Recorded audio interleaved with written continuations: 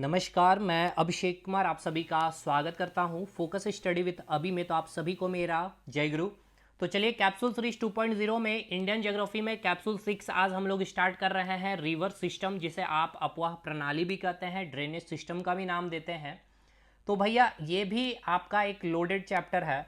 जैसे कि आपने माउंटेन चैप्टर को ख़त्म किया है, पांचवा चैप्टर था जो हमारा माउंटेन था, सॉरी चौथा चैप्टर था।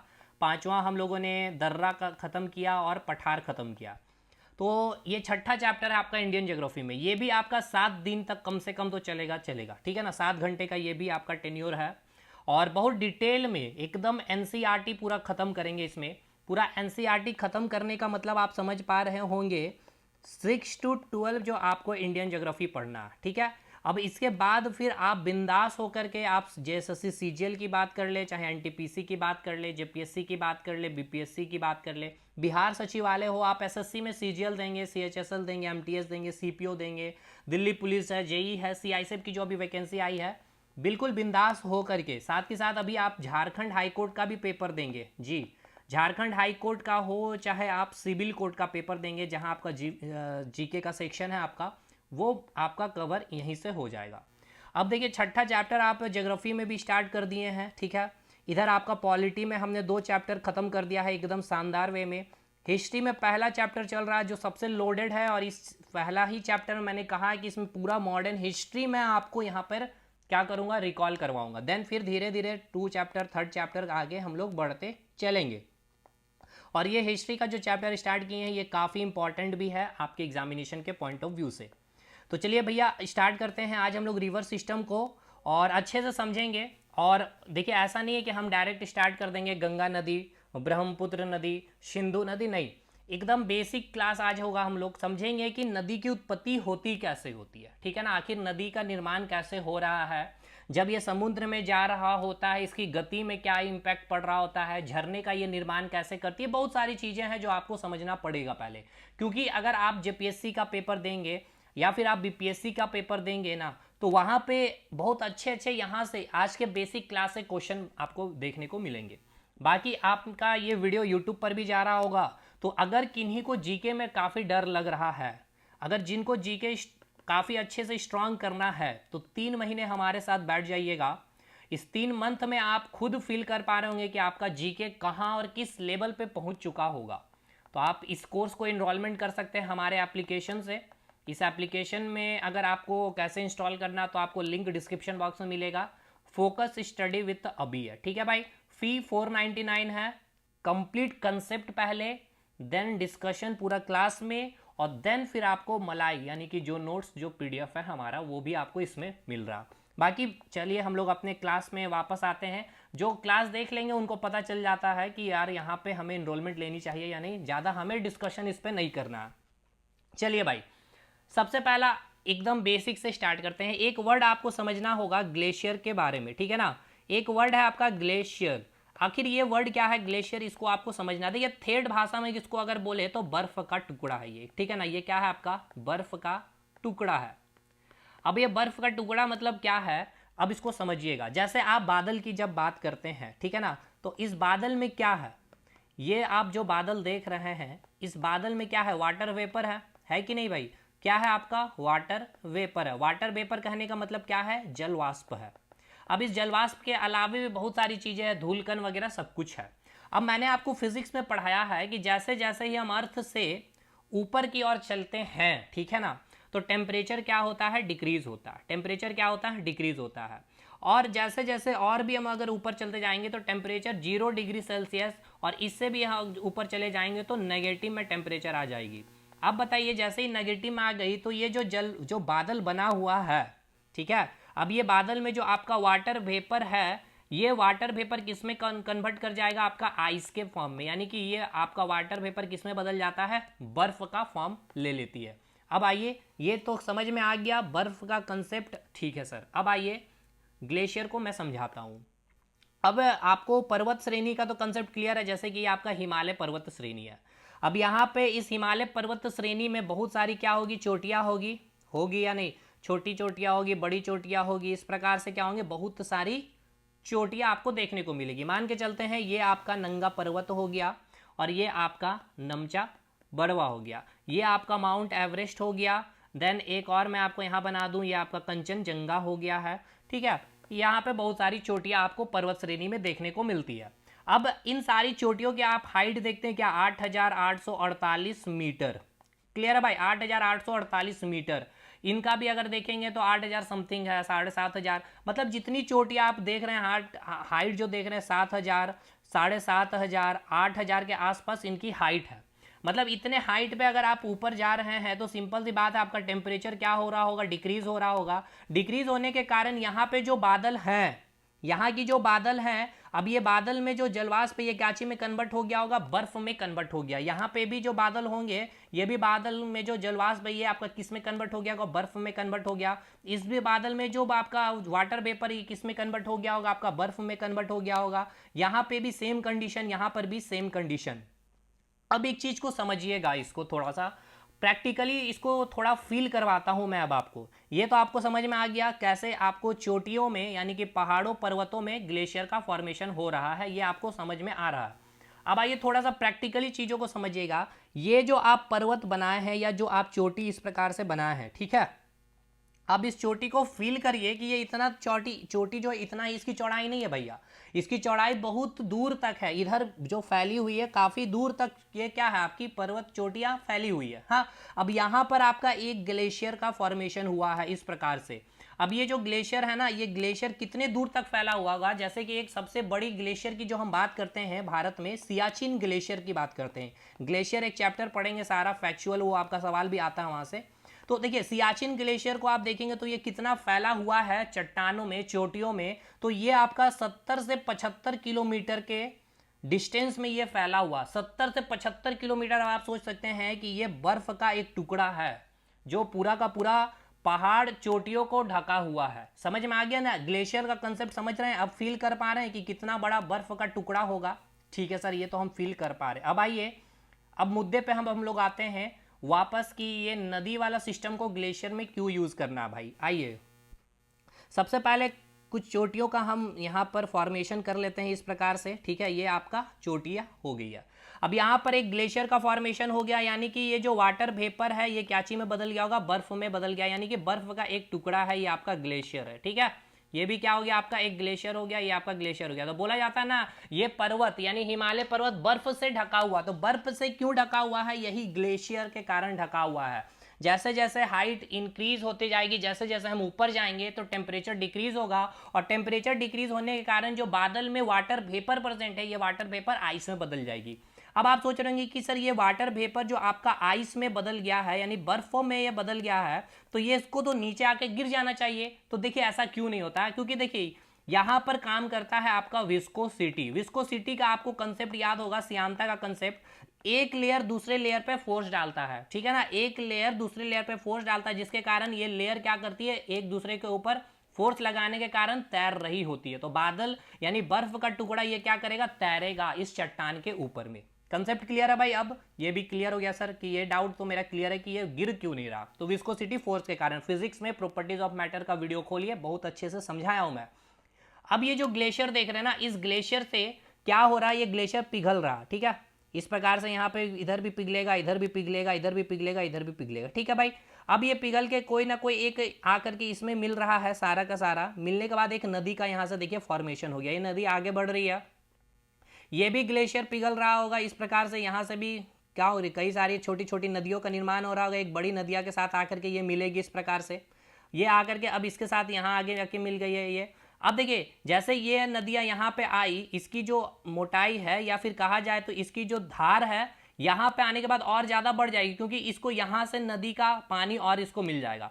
अब ये नदी आगे बढ़ेगी, ठीक है ना, अब ये नदी और आगे बढ़ेगी तो इस ग्लेशियर का भी पानी इसको यहाँ पे मिलेगा, ठीक है। इस प्रकार से छोटी छोटी कई सारी नदियाँ आएगी, इसका भी पानी इसको यहाँ पे मिल गया, तो अब इसका धार और भी तेज बढ़ गया। अब यहाँ से जब पानी और आगे बढ़ रही होगी इस पर्वत से इस चोटी के पास, तो इसका भी ग्लेशियर का पानी यहाँ पे आकर के इसको मिल रहा है। यहाँ पे बहुत सारी ऐसे ऐसे नदियाँ पिघल रही होगी, क्योंकि ये ग्लेशियर पिघलेगा और फाइनली ये नदी, इस ग्लेशियर का भी पानी जो है इसके साथ मिलेगी। तो देखिए अब ये जो आप देख रहे हैं यहाँ से यहाँ तक, तो यहाँ से यहाँ तक देख क्या रहे हैं आपको कि ये जो आपका यहाँ से जो नदी का, ये जो नदी आप देख रहे हैं, ये नदी देख रहे हैं, यहाँ पे जो नदी का निर्माण हुआ कैसे हुआ, तो ग्लेशियर से निर्माण हुआ, यानी कि ये ग्लेशियर में क्या है आपका जो बर्फ है, ये बर्फ के पिघलने के कारण इस नदी का निर्माण हुआ है। और इस चट्टान से जो नीचे गिर रही होगी पानी, तो इसका जो आवाज भी ना आपको बहुत ही भयानक आवाज, मतलब कि आप सुने भी होंगे, साउंड वगैरह भी आपने फील किया होगा, बहुत ही तेज आवाज भी काफी ज्यादा तेज होगी, और इसकी गति भी क्या होगी, काफी ज्यादा तेज है, क्योंकि देखिए ऊपर से हाइट से ये पानी गिर रही है, तो काफी ज्यादा गति के साथ साथ के साथ पानी भी यहाँ पर क्वांटिटी भी इनको काफी ज्यादा, बहुत सारे ग्लेशियर का इनको पानी मिल रहा है। ये पॉइंट फील कर पा रहे हैं आप? बिल्कुल सर। चलिए, अब जैसे ही ये चट्टानों को पार करके ये नदियां, अब आपका ध्यान से देखिएगा, अब ये पर्वतों को पार करते हुए ये नदियां, यहां से पर्वतों को पार करते हुए अब ये जो नदी है मैदानी क्षेत्र में इन कर रही है। तो देखिए अब इस दौरान क्या हुआ, अब ये चट्टानों को क्या हुआ भाई, यहाँ पे देखिए एक चट्टान, ये चोटी एक हो गई आपकी, ठीक है, दूसरी चोटी यहाँ पर है, बहुत सारी चोटियां हैं, यह सब चोटियों को पानी क्या कर रहा, काटते हुए आ रहा, तो अपने साथ बड़े बड़े चट्टान को भी लेकर के आती है। इस प्रकार से ये चट्टानों को काटते हुए आगे बढ़ती है, क्योंकि बहुत फ्लो हाई स्पीड में ये पानी आ रही है, तो इस प्रकार से बड़े बड़े चट्टानों को भी अपने साथ लेते हुए आगे बढ़ रही होती है। ठीक है भाई, क्लियर है यहाँ तक चीजें? यस सर, क्लियर है। अब इसके साथ जैसे ही ये चट्टानों के आगे बढ़ेगी, अब फिर यहाँ पे चट्टान का सिस्टम खत्म हुआ, यानी कि अब पर्वतीय क्षेत्र से आगे निकल के अब ये मैदानी क्षेत्र में जब ये प्रवेश कर रही होगी, यानी ये वाला जो क्षेत्र आप देख रही है मैदानी इलाका, ठीक है ना, मैदानी इलाका कहने का मतलब क्या है, यहाँ पे पर्वत पहाड़ या चोटियां नहीं होगी, तो ये पानियां जब ये पानी आगे निकलेगी तो अपने साथ इन चट्टानों का क्या होगा, टुकड़ों को भी कट करते हुए आगे बढ़ेगी, तो अब यहाँ पे छोटे छोटे चट्टानों के टुकड़े इस प्रकार से आपको मिलेगी। अब इस जब मैदानी क्षेत्र में ये नदी जब प्रवेश कर गई है, जैसे कि उत्तर प्रदेश वाला क्षेत्र, बिहार वाला बेल्ट में जब ये प्रवेश कर रहा, तो ये मैदानी क्षेत्र है, यहाँ पे ऊंचे ऊंचे पर्वत पहाड़ नहीं है, तो यहाँ पे थोड़ा सा नदी की जो गति होगी ना, एक मिनट, यहाँ पे जो नदी की गति आपको जो देखने को मिलेगी, नदी की गति थोड़ी सी कम होगी, साथ के साथ जो आवाज जो देखने को मिलेगा वो भी थोड़ा कमेगा। ये आपका मैदानी क्षेत्र में छोटे छोटे चट्टानों के टुकड़े ये अपने साथ लेकर के आ रही है।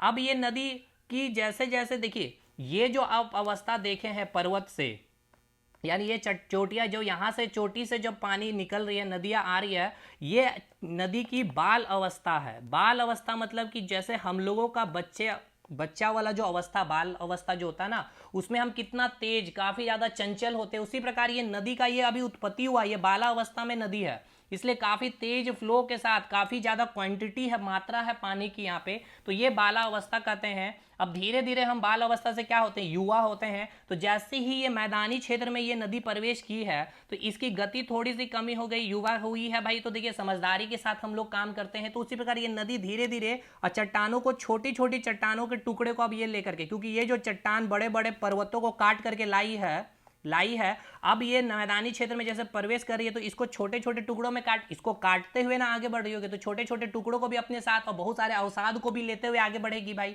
अब इसको आगे बढ़ने के साथ साथ मैदानी क्षेत्र में प्रवेश की है, तो यहाँ पे ढाल क्या होगा, कम हो जाएगा। ढाल कम हो जाएगा तो सिंपल सी बात है, गति भी कम हो जाएगी, आवाज भी कम होगा, क्योंकि ऊपर से एकदम ढाल, तीव्र ढाल से अगर यहाँ पे कुछ गिरेगा जब पानी, तो इसका गति भी ज्यादा और आवाज भी भयानक मिलेगा। लेकिन यही ढाल अगर ऐसे कर दिया जाए तो अब इसका तीव्रता थोड़ा सा कम हो जाएगा, गति की तीव्रता, और आवाज भी थोड़ी सी कम होगी। ठीक है, ये तो समझ में आ रहा होगा आपको। साथ के साथ ये अपने साथ क्या है, छोटे छोटे चट्टानों को भी काटते हुए आगे बढ़ रही है ना जी, ये तो कंसेप्ट क्लियर है। ये आपके साथ छोटे छोटे चट्टानों को भी लेते हुए आगे बढ़ रही है, तो ये जो अवस्था है इसे हम लोग कहते हैं युवा अवस्था, ये नदी की युवा अवस्था है। अब यहाँ पे समुद्र है कोई, यानी कि यहाँ मैं मान के चलता हूँ ये आपका बंगाल की खाड़ी है। अब ये जब समुद्र से आकर के जब ये मिलने वाली होगी ना, तो ये अपनी वृद्धा अवस्था में आ गई, यानी कि ये नदी अपनी वृद्धा बुढ़ापा पे पहुंच गई है। तो धीरे धीरे जब ये नदी आगे बढ़ रही होगी तो इसकी स्पीड और भी कम होती चली गई, तो ये जो अपने साथ ला रही थी छोटे छोटे चट्टान और अवसाद, अब ये नदी इसकी गति कम होते जा रही है ना, गति कम होने के कारण अब इसे आगे नहीं बढ़ने दे रहा। ये गति कम क्यों हो रही, क्योंकि ढाल कम हो गया है। ढाल कम होने के साथ साथ यहाँ बहुत सारे अवसाद हैं, बहुत सारे छोटे छोटे चट्टान हैं, जो इस नदी को अब क्या कर रही है, इसकी गति को कम कर रही है, और अब ये नदी अब इस प्रकार से बहुत सारे मोड़दार अपना क्या कर रही है, रास्ता को बना रही है। ठीक है, इस प्रकार से रास्ता बना रही है। ये नदी अपने मोड़दार इस प्रकार से रास्ता का निर्माण करती है। जो नदी देखिए यहाँ पर एकदम स्ट्रेट फ्लो कर रही थी, खास करके जब आप चोटियों से, जब ग्लेशियर से इस नदी का निर्माण आप देख रहे देखिएगा, काफी ज्यादा तेज गति और काफी अधिक मात्रा में ये नदी बढ़ रही है आगे। लेकिन ये कई ज्यादा देखिए चट्टानों को काटते हुए आगे बढ़ रही है, तो यहाँ पे बड़े बड़े चट्टानों को अपने साथ लेकर के आगे बढ़ी है। अब जैसे ही मैदानी क्षेत्र में प्रवेश की तो ढाल कम हो गया, तो गति कम हो गया, गति कम हुआ तो अब इसके साथ ये चट्टानों को काटते, इस छोटे बड़े बड़े चट्टानों को काटते हुए आगे बढ़ी, तो छोटे छोटे चट्टान भी इसके साथ आ रहे हैं और बहुत सारे अवसाद भी आ रहे हैं इनके साथ। तो ये छोटे छोटे चट्टान और अवसाद क्या कर रहे हैं, मैदानी क्षेत्र की ढाल कम होने के कारण इसकी गति को और कम कर दे रही है। तो बहुत सारे जगह आप देखेंगे कि यहीं पर कुछ कुछ चट्टानों का जमा हो गया है, तो यहाँ से कुछ और दूसरी नदी का अपना रास्ता बन जाएगा। ठीक है, इस प्रकार से अब धीरे धीरे ये आगे बढ़ेगी और भी आगे बढ़ते बढ़ते फाइनली ये नदी अपना पूरा का ये अवसाद इसका यहाँ पर जमा हो जाएगा। अब जमा होने के कारण ये नदी इस प्रकार से आकर के ऐसे गिरेगी, इधर से कुछ आकर के ऐसे गिरेगी, ऐसे गिरेगी, ऐसे आकर के ये अपना समुद्र में अपना पानी को नीचे गिरा रही होगी। स्ट्रेट आकर के ऐसे नहीं गिरेगी ये नदी, ठीक है ना। ये आप सोचे मैदानी क्षेत्र से डायरेक्ट ऐसे आके समुद्र में मिल जाए, ऐसा नहीं। क्यों? क्योंकि ये अपने साथ जो ला रही थी छोटे छोटे चट्टान, ये जो छोटे छोटे चट्टान आप जो देख रहे हैं और अवसाद, इसको अब अपने साथ लेकर के आगे नहीं बढ़ने दे रही है, क्योंकि इसकी गति कम हो गई है। और ये जो छोटे छोटे चट्टान का ये अवसाद यहाँ पे जमा हो गया है और ये अब देखिए पानी आकर के ऐसे आकर के धीरे धीरे अब आकर के पूरे कई सारे ब्रांच में बट करके ये बंगाल की खाड़ी में आकर के मिल रही है। तो ये देखिए, ये जो आपको फिगर देखने को मिल रहा है ना, ये आप जो फिगर देख रहे हैं इस प्रकार का एक फिगर बन रहा है, यानी ये फिगर आपका इस बना है। तो मैथ में इस फिगर को हम लोग क्या नाम देते हैं, डेल्टा का नाम देते हैं। तो ये आपका कंसेप्ट क्लियर हुआ। आप डेल्टा का भी कंसेप्ट अगर आपसे पूछा जाएगा नदी में, तो आपको समझ में आएगा कि नदी अपनी वृद्धा अवस्था में पहुंच चुकी है, या आप ये भी समझ पा रहे होंगे कि नदी डेल्टा का फॉर्मेशन कहां करेगी, जब नदी समुद्र से आकर के मिल रही होगी। कई सारे ब्रांचों में अपने सारे साथ में जो अवसाद लाए हुए थे, उस अवसाद को, वही अवसाद इसके लिए क्या बन गए, एक तरह से अवरोधक का काम करने लग गई है और इसी कारण ये कई सारे ब्रांच में बढ़ गई है और फाइनली बंगाल के खाड़ी या कोई भी अरब सागर हो सकता है, हिंद महासागर हो सकता है, प्रशांत महासागर में आकर के अपनी नदी वो अपनी क्या करिए पानी आकर के वहां पर गिरा रही होगी। क्लियर हुआ भाई? तो डेल्टा का भी ये कंसेप्ट क्लियर है, इसे हम क्या नाम देंगे, डेल्टा। और ये कौन सा अवस्था है, तो याद रखिएगा इसे हम कहेंगे वृद्धा अवस्था का नाम देंगे। ठीक है भाई, इसे हम कौन सा अवस्था का नाम देंगे, इसे हम कहेंगे वृद्धा अवस्था। तो 2-3 पॉइंट क्लियर हो गया। अगर आपसे पूछा जाए डेल्टा, आपने सुना होगा सुंदरवन का डेल्टा, तो कलकत्ता में सुंदरवन का जो डेल्टा है क्या है, वो बंगाल की खाड़ी में जो गंगा नदी है वो आ करके अब क्या करती है, डेल्टा का फॉर्मेशन कर रही होती है। अपने सारे साथ जो अवसाद है, वही अवसाद एक अवरोधक का काम करी और ये कई सारे ब्रांचों में आ करके, ठीक है ना, कोई हुगली के नाम से सुनेंगे आप, बंगाल की खाड़ी में मिल रही है, तो वो आपका क्या हो गया, वही कंसेप्ट हो गया आपका डेल्टा का। तो डेल्टा का कंसेप्ट क्लियर है। मैंने क्या बताया आपको, मैंने सबसे पहले बोला कि ग्लेशियर एक वर्ड है। ग्लेशियर वर्ड का ठेठ भाषा मतलब है बर्फ का टुकड़ा। जैसे ही हम ऊपर जाएंगे धरती से तो टेम्परेचर डिक्रीज होगा। 0 डिग्री सेल्सियस जैसे हम अचीव करेंगे तो जो बादल में वाटर वेपर प्रेजेंट है, जलवाष्प है, वो जलवाष्प बर्फ में बदल जाएगा और पहाड़ जो होते हैं, पहाड़ों में जो बादल हैं, वो बादल क्या बन जाएंगे, आपके बर्फों से पूरी की पूरी ढक जाएगी। अब ये बर्फ नीचे क्यों नहीं गिरेगा, विस्कोसिटी के कारण एक लेयर दूसरी लेयर पे फोर्स डालेगी, जिसके कारण ये तैरेगी।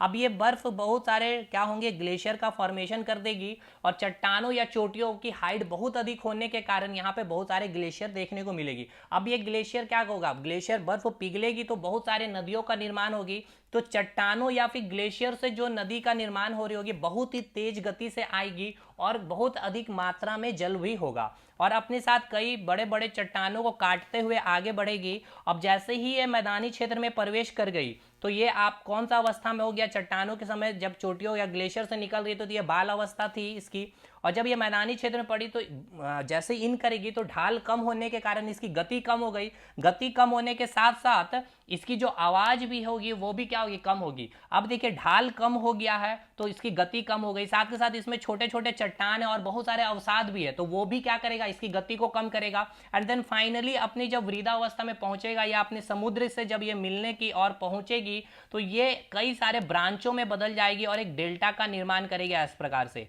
तो ये डेल्टा का निर्माण करता है, ये क्लियर है। अब आपके एग्जाम में क्वेश्चन पूछा जाएगा कि डेल्टा का फॉर्मेशन होता है नदी की कौन सी अवस्था में, बाल अवस्था में, युवा अवस्था में या वृद्धा अवस्था में? तो क्या कहेंगे सर आप? वृद्धा अवस्था में। ठीक है भाई, क्लियर है? क्लियर है सर।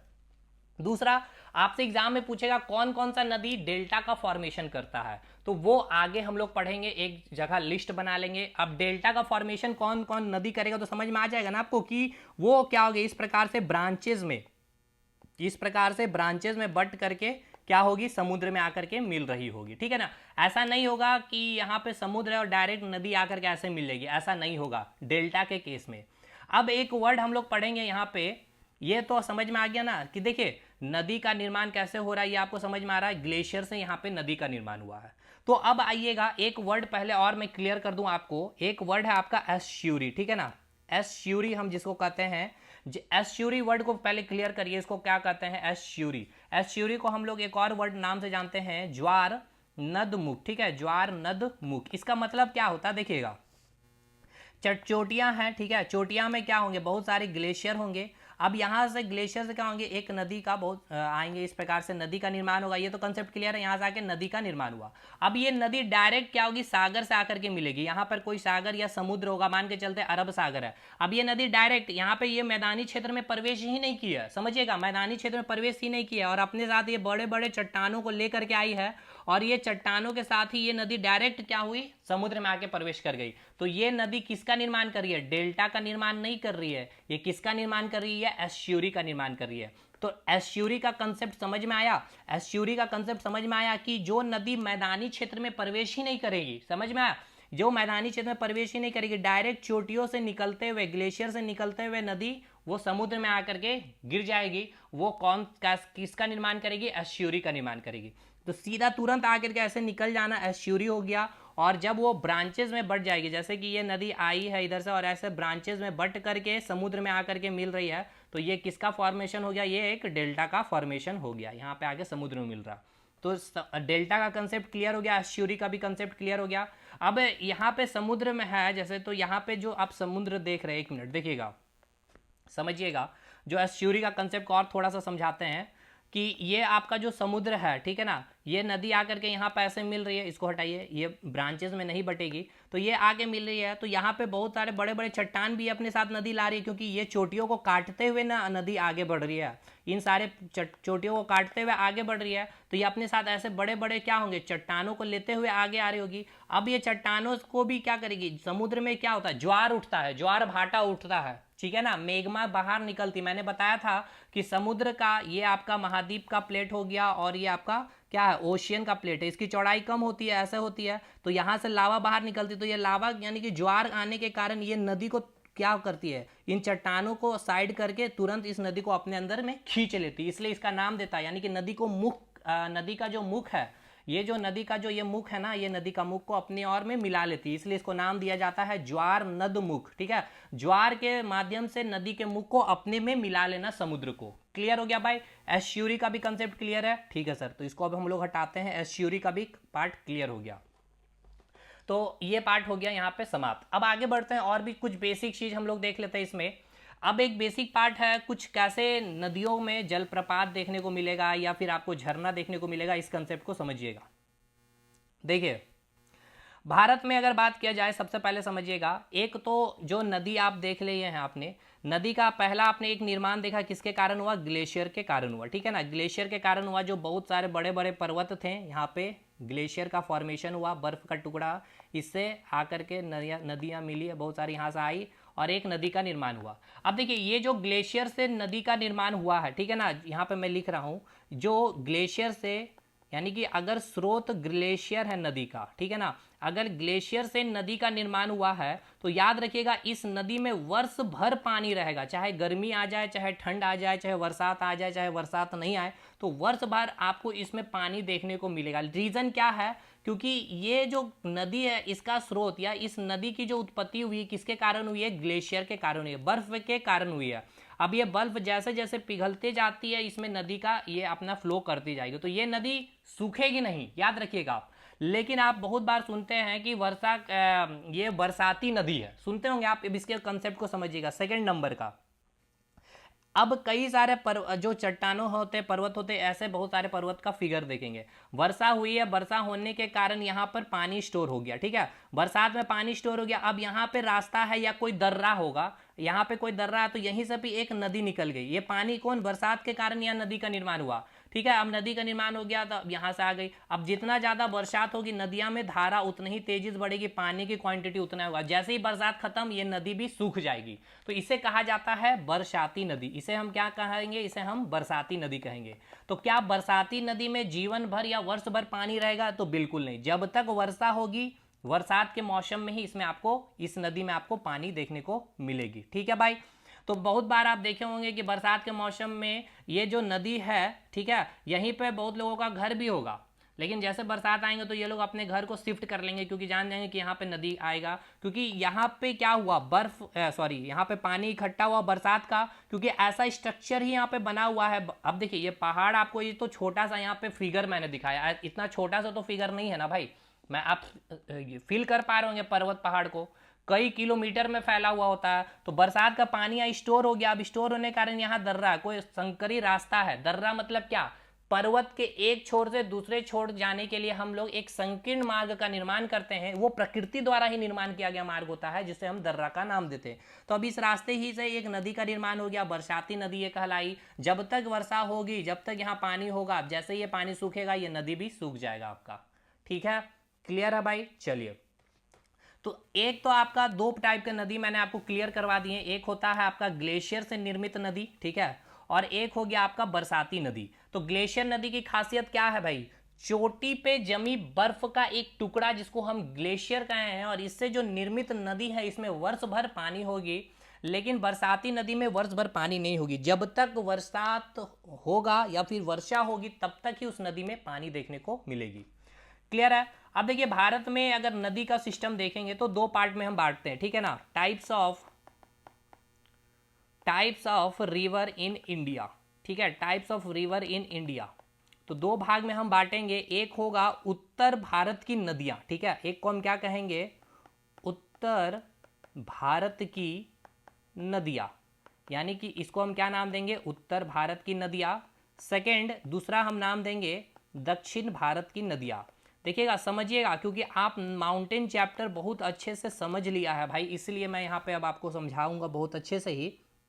जैसे कि अगर आप भारत की बात कर रहे होते हैं, ठीक है, अगर आप भारत की जब बात कर रहे होते हैं तो यहाँ अगर मैं भारत का मैप बनाऊँ यहाँ पे, ठीक है, तो ये अगर आप भारत को देख रहे होते हैं तो यहाँ पे जब आप उत्तर भारत और दक्षिण भारत की जब बात कर रहे हैं, ठीक है, देखिए, तो उत्तर भारत में आप देखें काराकोरम, लद्दाख, जास्कर, फिर हिमालय पर्वत श्रेणी देखे हैं, बृहद हिमालय देखे हैं, उसके बाद आप मध्य हिमालय देखे हैं, देन बाह्य हिमालय देखे हैं, इसमें बहुत सारी बड़ी बड़ी ऊंची चोटियां हैं। तो सिंपल सी बात है, यहाँ पे क्या होंगे, बहुत सारे ग्लेशियर देखने को मिलेंगे, और इस ग्लेशियर के कारण उत्तर भारत में जो नदियां होगी ये कैसी नदियां होगी, ये नदियां वर्ष भर इसमें पानी देखने को मिलेगी। लेकिन दक्षिण भारत की जब बात कर रहे हैं तो पश्चिमी घाट पर्वत श्रेणी, पूर्वी घाट पर्वत श्रेणी जो है, इसके अलावा आपने देखा अन्नामलाई, कार्डमम हिल्स, उसके बाद यहाँ पे देखा है जावेद, सेवराय, पलनी, पंचमलाई श्रेणी, इसकी जो हाइट है बहुत कम हाइट है।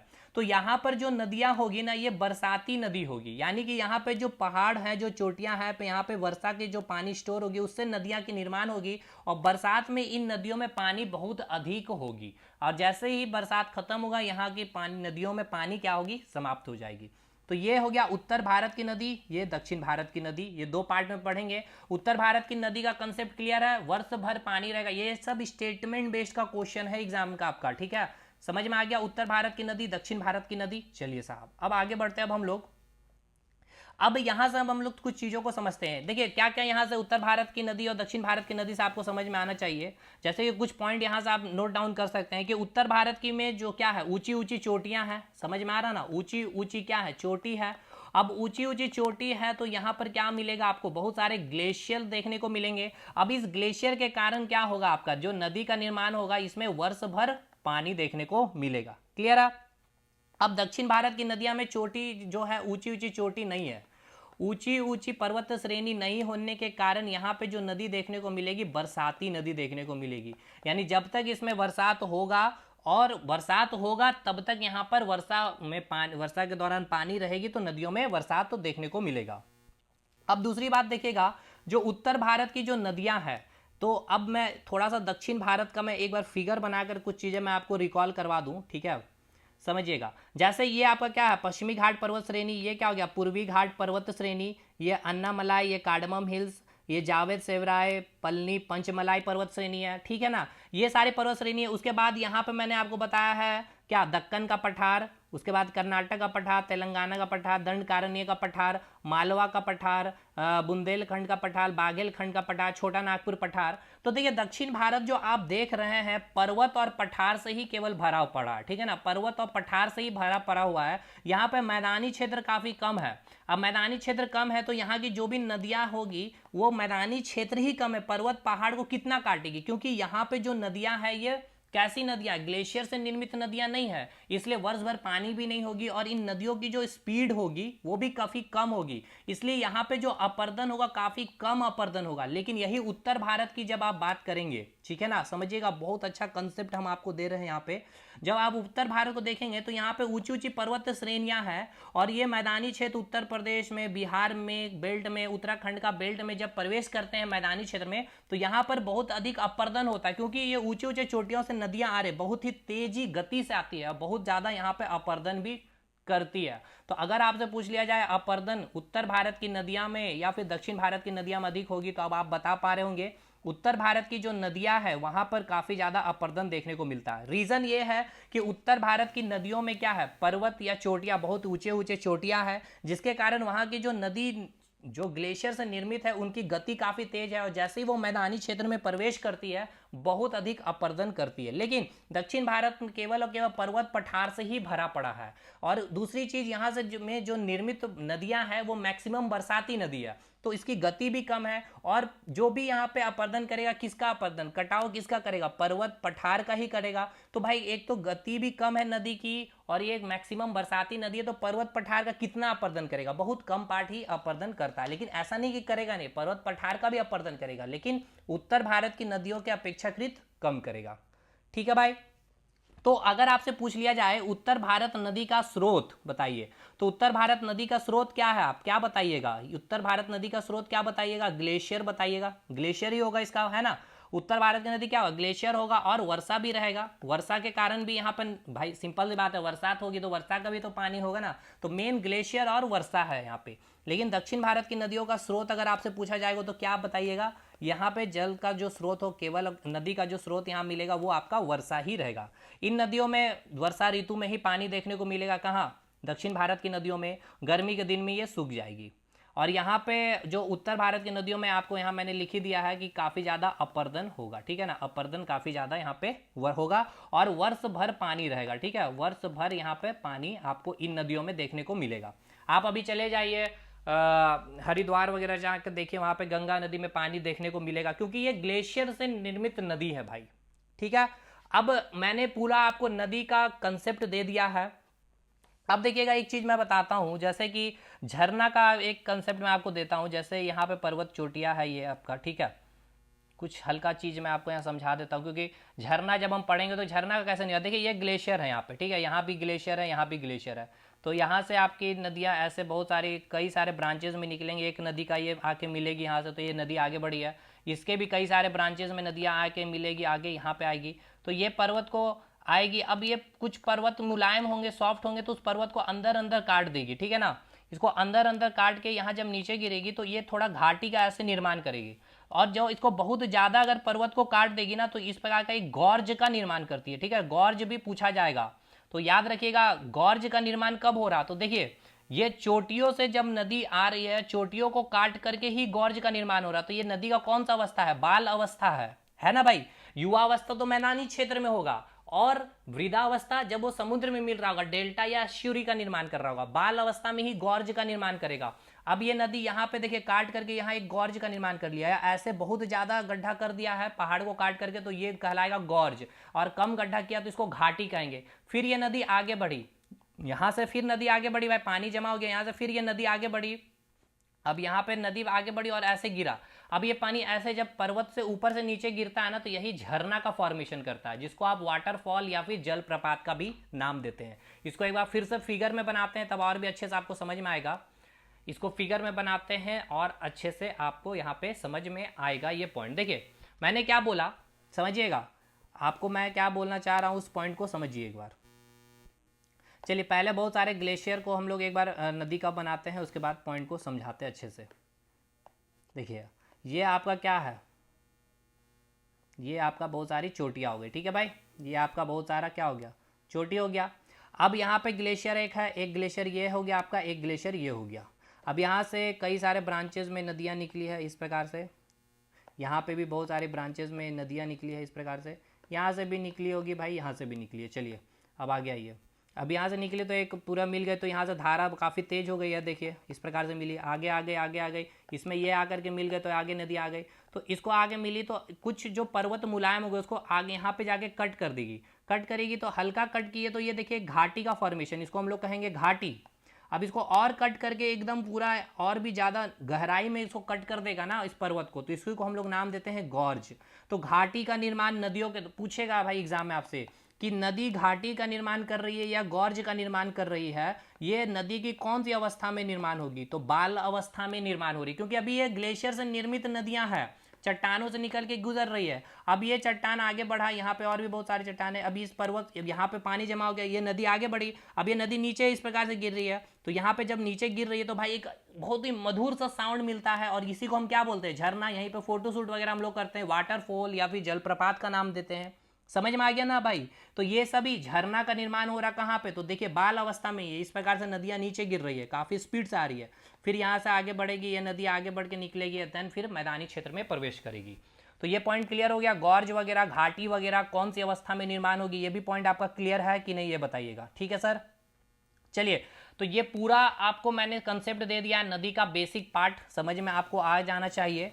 पूरा मैंने बेसिक पढ़ाने का कोशिश किया, एकदम बेसिक से चीज़ें समझाने की कि नदी की उत्पत्ति कैसे हुई है, ग्लेशियर से निर्मित हुई है, ग्लेशियर से अगर निर्मित हुई है तो वर्ष भर इसमें पानी रहेगी, क्यों रहेगी, क्योंकि बर्फ ये पिघलते रहेगी हमेशा ही, और फिर यहाँ पे बर्फ जमते भी रहेगी, क्योंकि वाटर वेपर है, जैसे जैसे ऊपर जाएंगे टेम्परेचर डिक्रीज होगा तो बर्फ बनेगी, तो वर्ष भर पानी। और खास करके उत्तर भारत की जो नदियां हैं, काराकोरम, लद्दाख हो गया, जास्कर हो गया, हिमालय पर्वत श्रेणी, बाह्य हो गया, मध्य हिमालय हो गया, वृहद हिमालय की जितनी भी चोटियों से निर्मित जो ग्लेशियर, वहां पे बहुत सारे ग्लेशियर है। ग्लेशियर में चैप्टर बताऊंगा, नाम भी बता दूंगा आपको, वो एग्जाम में पूछते हैं, इसलिए वो बचा हुआ पार्ट है, कोई दिक्कत नहीं, वो तो होगा ही, नदी के बाद ही होगा वो। तो वो ग्लेशियर से निर्मित उत्तर भारत की जितनी नदियां होती है ना, यानी उत्तर भारत में आप जो देख रहे हैं नदी, मेरा कहने का ये मतलब है, ये आपका भारत का मैप एक बार बना लेते हैं, उसके बाद चीज़ें और क्लियर हो जाएगी। ठीक है भाई, चलिए ये हो गया आपका भारत, ये आप आ जाइए दक्षिण भारत के पास। चलिए तो ये आपका जितना उत्तर भारत के काराकोरम, लद्दाख, जास्कर हो गया, हिमालय पर्वत श्रेणी, ये तीनों हो गए श्रेणियाँ। तो ये जो उत्तर भारत की नदियाँ जो देखने को मिल रही है, ग्लेशियर से निर्मित नदियाँ है। बाकी यहाँ पे पश्चिमी घाट पर्वत श्रेणी, पूर्वी घाट पर्वत श्रेणी है, बाकी यहाँ बहुत सारे पठार है। तो यहाँ पे क्या, बहुत सारे अपर्दन भी, काफी ज्यादा अपर्दन देखने को कहाँ मिलेगा, उत्तर भारत की नदियों में। यहाँ पे पर्वत पठार है तो कम अपर्दन है, यहाँ पे ऊंची ऊंची चोटियां से नदियां निकल रही तो तेज गति से ये फ्लो करेगी, इसलिए अपर्दन भी काफी ज्यादा होगा। वर्ष भर उत्तर भारत की नदियों में पानी रहेगा, लेकिन दक्षिण भारत की नदियां का स्रोत क्या है, ग्लेशियर नहीं है, वर्षा है, तो इसमें पूरे साल भर पानी नहीं रहेगी।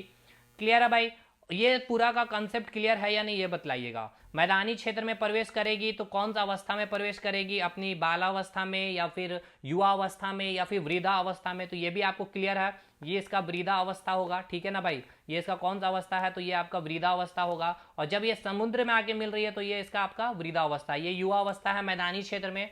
और जब चट्टानों से निकल रही है, ग्लेशियर से निकल रही है बाला अवस्था में, काफ़ी तेज गति से, काफ़ी अधिक मात्रा में। मैदानी क्षेत्र का ढाल कम होने के कारण और इसकी जो चोटियां हैं, ये छोटी छोटी जो चट्टानों की चोटियां हैं अपने साथ ला रही है, ये भी इसकी गति को कम करते जा रही है, अवसाद को। फिर यहाँ पे इकट्ठा हो जाने के कारण फिर ये कई ब्रांचेस में बटेगी और जाके समुद्र में मिलेगी, तो ये डेल्टा का निर्माण करेगी। और जब कोई नदी डायरेक्ट ही समुद्र से डायरेक्ट आकर के, सॉरी चोटियों से आकर डायरेक्ट समुद्र से मिलेगी, वो एस्च्यूरी का निर्माण करेगी। होप तो भाई आपको पूरा कंसेप्ट समझ में आ गया होगा, नदी का बेसिक पार्ट। अब हम लोग आगे कल जो है ठीक है ना। कल क्या करेंगे, अब रिवर सिस्टम को आगे कंटिन्यू करेंगे। अब नदी को बोलेंगे कोई भी चीज, झील, प्रपात, झरना, ये सब कुछ आपको समझ में आ गया कि कैसे निर्माण होगा, एस्च्यूरी का निर्माण कैसे होगा, डेल्टा का निर्माण कैसे होगा। अगर आपसे पूछ लिया जाए कि डेल्टा का फॉर्मेशन जो होता है नदी की कौन सी अवस्था में, बालावस्था में, वृद्धावस्था या युवा अवस्था में, तो डेल्टा यानी कि नदी अपनी वृद्धावस्था में आ गई भैया, ठीक है। क्योंकि युवा अवस्था में तो ये क्या चीज निर्माण करेगी, सॉरी अपने बाल अवस्था में किसका निर्माण कर रही होगी, झरना का, गौर्ज का निर्माण करेगी, घाटी का निर्माण करेगी, ये सभी युवा अवस्था में, ठीक है। चलिए आज का क्लास यहाँ पे समाप्त करते हैं। बेसिक पार्ट था, इसको समझाना इंपॉर्टेंट था, ग्लेशियर का कंसेप्ट देना बहुत जरूरी था, इसके बिना नदी पढ़ना अधूरा होगा। अब कल से हम लोग फिर स्टार्ट करेंगे एक एक नदी, गंगोत्री दिखाएंगे आपको। देखिए जो आप कहते हैं ना गंगा नदी, कहते हैं ना जी गंगा नदी, तो गंगा नदी का स्रोत क्या देखेंगे, तो कोई एक ग्लेशियर से ये गंगा नदी निकली है, उत्तर भारत की ये नदी है, तो ग्लेशियर से निकल रही है, तो सिंपल सी बात है आप गंगा नदी में अभी भी जाइए इस गर्मी में भी तो आपको पानी देखने को मिलेगा, क्योंकि इसका स्रोत क्या है, ग्लेशियर है। गंगोत्री, ठीक है ना, सुनेंगे आप गंगोत्री, यमुना नदी का यमुनोत्री ग्लेशियर से ये निकल रही है, गंगोत्री ग्लेशियर से निकल रही है। खैर ये सब तो हम लोग समझेंगे ही, बाकी पूरा नदी अब आगे पढ़ना ही हम लोगों को। तो चलिए आज पहला बेसिक आपका बना दिए हैं नदी का, रिवर सिस्टम का, और आज के क्लास से भी क्वेश्चन बनेगा। क्वेश्चन कैसे बन सकता है, देखिए पूछा जाएगा कि उत्तर भारत की नदी, सॉरी आपसे पूछा जाएगा कि कौन सी नदियां सबसे अधिक अपरदन करेगी, उत्तर भारत की नदी या दक्षिण भारत की नदी। दक्षिण भारत की नदी को प्रायद्वीप भारत की नदी भी कहा जाता है, यह भी याद रखिएगा, क्योंकि दक्षिण भारत को हम लोग प्रायद्वीप भारत कहते हैं। प्रायद्वीप भारत का मतलब जो तीनों और पानी से घिरा हुआ। तो उत्तर भारत की नदियां बहुत अधिक अपरदन करेगी। रीजन क्या है आपको समझ में आ रहा है, क्योंकि उत्तर भारत में बहुत बड़े ऊंचे ऊंचे पर्वत हैं, पर्वत श्रेणियां हैं, चोटियां हैं, जिसके कारण वहां पे ग्लेशियर होगा। अब ग्लेशियरों से निर्मित जो पानी आएगी बहुत तेज से आएगी, तीव्र ढाल चट्टानों के होने के कारण वो काफी तेजी से आएगी, जिसके कारण जैसे ही वो मैदानी क्षेत्र में प्रवेश करेगी तो वो बहुत सारी मिट्टियों को, चट्टानों का क्या करेगी, अपरदन करेगी कंपैरेटिवली दक्षिण भारत की नदियों से, क्योंकि दक्षिण भारत में तो मैक्सिमम क्या है, पर्वत पठार है। दूसरी बात वहां की जो नदियां, बरसाती नदी है तो गति भी कम है, पहाड़, पर्वत श्रेणी और पठार की हाइट कम है तो उसकी ढाल भी काफी कम होती है, जिसके कारण अपरदन वहां पे काफी कम होता है। इस तरह के सवाल बनेंगे। चलिए भाई यहाँ पे आज का क्लास समाप्त करते हैं। कैसा लगा क्लास, होप शो ये यूट्यूब पे जाएगा, आई थिंक जाएगा ये डेमो वीडियो के रूप में। मिलेंगे अगले वीडियो में, तब तक के लिए धन्यवाद। तो नदी का पूरा अवस्था मैंने समझा दिया, बाला अवस्था, युवा अवस्था और वृद्धा अवस्था। उत्तर भारत की दो पार्ट में हम लोग बांट करके पढ़ेंगे नदी को, उत्तर भारत की नदी और दक्षिण भारत की नदी। ये भी आपका क्लियर है, उत्तर भारत की नदी और दक्षिण भारत की नदी। इसके बाद मैंने आपको पूरा सिस्टम समझाया कि नदी कैसे निकलेगी, अपना बालावस्था, मैदानी क्षेत्र में युवावस्था एंड देन वृद्धावस्था। डेल्टा का मैंने निर्माण समझा दिया, एस्च्यूरी का भी निर्माण मैंने आपको कंसेप्ट दे दिया भाई। That's all. कल मिलेंगे, नदी से और भी आगे बढ़ेंगे, तब तक के लिए धन्यवाद।